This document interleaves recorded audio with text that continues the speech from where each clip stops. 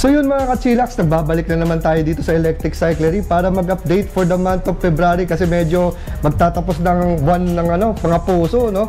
So ngayon, update tayo ng mga prices tsaka mga promos dito sa Electric Cyclery. Ayun, no? Dito si Ma'am Carmen. Hello, long time no medyo. Yeah. Ano bang ating mga bagong promos dito sa inyong store? Ang dami yung last natin na promo, December promo yun, di ba? December, so ngayon, meron tayong promo for February to March naman. Ayan, February to March. So nadagdag natin si UB. Si UB, diba? oo. So, hindi pa alam nung iba, nakita nila, diba? Pakita natin sa kanila na may UB, tapos may UB Cross. Kaya nga, oo. Diba? Tapos meron tayong UB ZX. Oo, dami. So parang ma'am, no? Tatlo ang UB natin, no? Tatlo. Tatlo, no? Ayan. Ano ba papakita natin dito? Ano nga ba pinagkaiba ulit? Ayan, pagkakaiba ulit para at least medyo ma-refresh yung mga bago pang manonood natin dito. Oo. So, itong si UB regular. So, yung price niya dati, no, 69,900. Naka-sales promo siya ngayon, 63,900. Sa si UB Cross naman, from 72,900, 67,900 na lang. Tapos si ZX, ayan. Pakita natin, magkano na lang yun, Well? Ayan.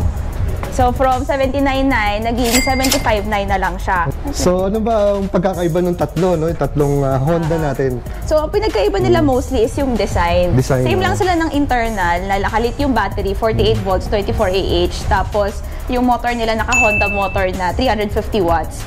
Tapos, ang difference lang is yun nga, sa design, yung gulong. So, ito is pang off-road. Ito is... Off-road, no? To. Yan, yung pang off-road. Ito more of sa city. Yun, medyo may pagka-racing type naman yung design ni ZX. So, yung mga tires nagkakaiba, may talaga, no? Yung din niya, yung parang display dito, yung sa panel, sa handlebar. So, ano ba? Ito kasi exposed.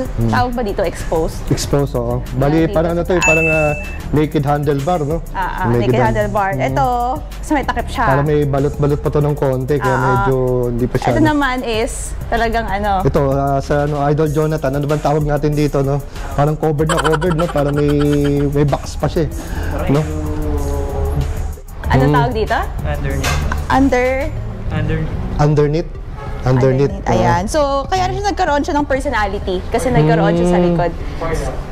Parang spoiler na rin, ano? Oo. Tapos, ano bang accessories pwede ilagay? Pwede ilagay yung center box. So, if hindi pa nila nakikita pala. Ayan. So, yung center box kasya dyan yung spare battery. Tapos, meron din siyang cushion. So, pwede mo siyang gawing upuan kapag may bata kang iaangkas. Papasakay sa center box. Ayan. Tapos, maganda rin yung upuan niya kasi may personality. Yung upuan niya may color combination. Meron namang red lang. Ito may combination naman ng gray and black. Kasi maganda din yung decal nito. And then, what else? Pakita lang natin yung screen kasi since pareho lang naman. So, pag in-open natin dito, ayan. So, makikita nila park mode. Tapos, pag in-engage natin, kilometers per hour. Taka yung odometer ng unit. Tapos, ilang percent yung battery.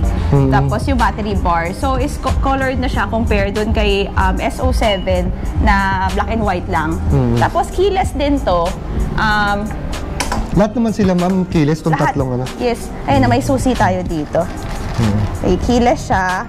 Tapos, pwede natin tanggalin din yung battery. Yun nga, again, naka-lithium ion siya. So, pwede siya Sabi mama, ilang volts and amperes tsaka yung kanyang range? 48 volts, 24 AH, tapos 60 to 80 kilometers yung range niya. Tapos ang top speed at motor niya, ma'am? Top speed nito is nasa 40 kph, which is pasok doon sa category L1B ni LTO na no license and registration. Ayun. Ang ganda ng shocks pala nito, pula. Oo nga, no? Formado, ma'am. No? So, madami pang color to. Actually, sobrang dami. Like, etong model na to, 4 yung color. Ito, 2. Tapos yung ZX doon, 4 din. So, message na lang sila sa page kung anong gusto makita nila yung ibang color, gano'n. Meron naman, no? Mapapakita nyo naman. Yes. Next na tayo na next sale. Favorite nating si SO7. Oo, SO7. Ayan. So, itong si SO7, dating 65,900. So, ngayon, 55,900 na lang siya. Yun, no? Diba ito yung naka-sale natin since December? So, sobrang dami na nag-avail since December talaga. So, in-extend namin kasi ang dami pa talagang gustong humabol. So, sayang naman. Ayan. So, favorite pa rin talaga siya ng lahat hanggang sa ngayon.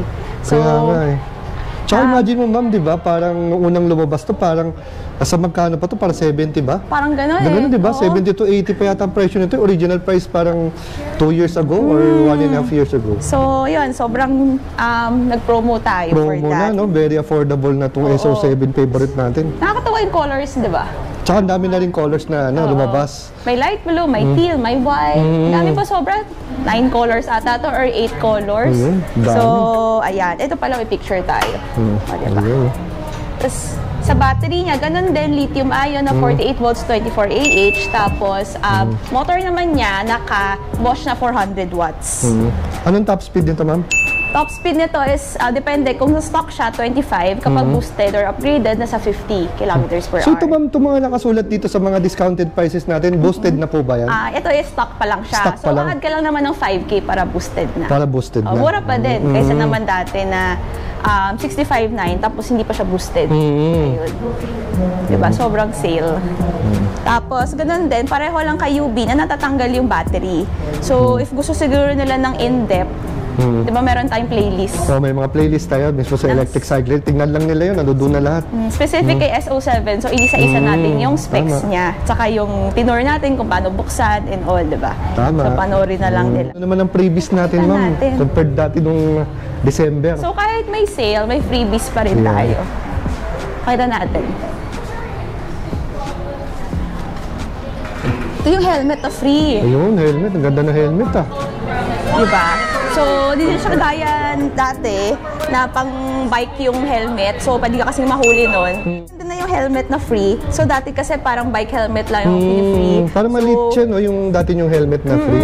Basta pang bike yun eh. So, mahuli ka nun, syempre. Kasi naman bike yung, dinadala mo. Tapos, meron din nagkaroon ng time na half-face motorcycle helmet pero hindi rin ganun kaganda. So ito is actually ganda na niya. Ganda na, oo. Ayan. So ganda mas maganda na talaga siya. Kasi legit mas maganda na. Ayun, pati yung quality nito. Tama. Yun, so talagang parang motorcycle helmet na talaga.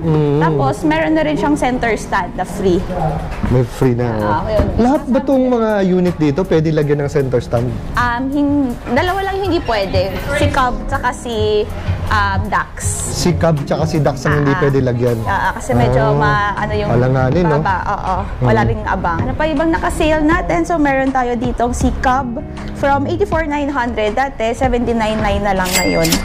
Tapos, ito naman is yung gulong niya. So, mas malaki siya compare dun sa iba. 17 yung size nito, yung rim. Tapos, yung battery niya removable din. Nandito sa may footboard. Footboard naman ang battery nito, no? Tapos, NFC key siya. Ayan. So, ano naman ito, ma'am? Yung motor at top Motor speed? niya is 400 watts, tapos 40 kph din yung top speed.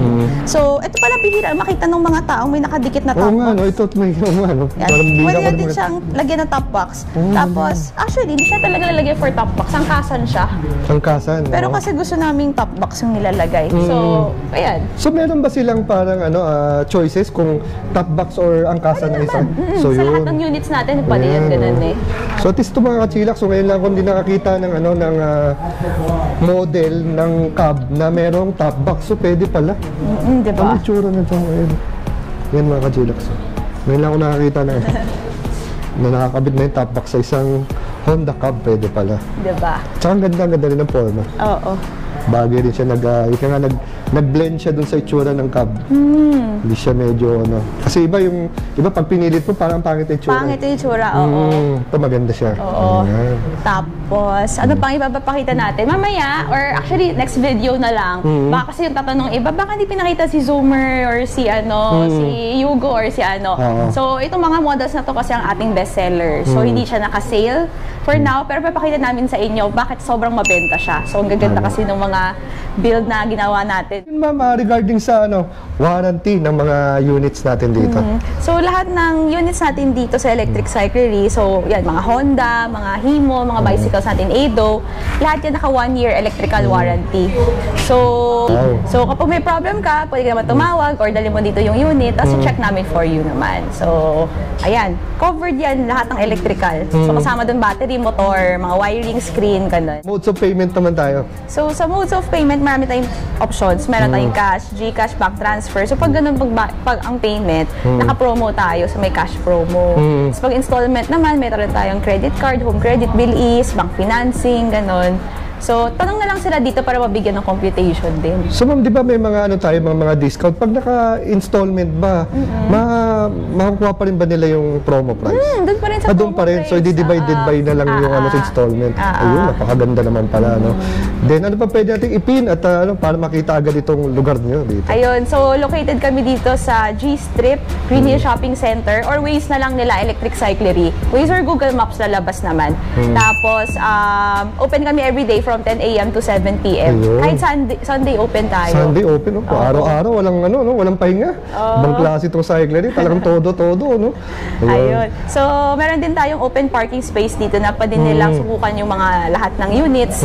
Tapos, yun, test ride lang nila kung anong gusto nila. Maganda dito sa Green Hills eh. Merong ano, no, parking dito, open parking para at least medyo malawak rin siya, no? Pwedeng umikot-ikot ng ilang beses para ma-feel nila kasi medyo syempre, pangit din naman yung ano na hindi nila natetesting na medyo malayo or medyo malapad ng konti, di ba? Tama. Para ma-feel nila yung riding comfort and yung kahit pa paano yung konting speed, yung konting torque, tsaka pati yung suspension na rin. Kasi kahit kung specs lang titingnan mo, iba siya eh. Iba pag sinubukan mo. Pag inupuan na ng customer, Lalo no? na pag inupuan, pinaandar, iba sasabi na, bakit parang mas malakas yung torque na to? Ay, di bagay sa akin yun. Tama. Iba naman, bakit parang mataas yung upuan, ganon. So talagang mas maganda kung masubukan nila. Yun. So again, mama, maraming salamat. At sa next picture natin, si ano naman, no? Update ulit natin si Honda Zoomer. Yung parang pagka medyo marami na nakalagay, no? Kasi ibang-iba siya sa default na Zoomer natin. At syempre, hindi pa rin nawawala yung kung saan tayo nag-umpisa, mga pedal assist bikes, di ba? Meron. Nakatulad ni Ado na ating ni-review. So again, ma'am, maraming salamat. Thank you. Thank you.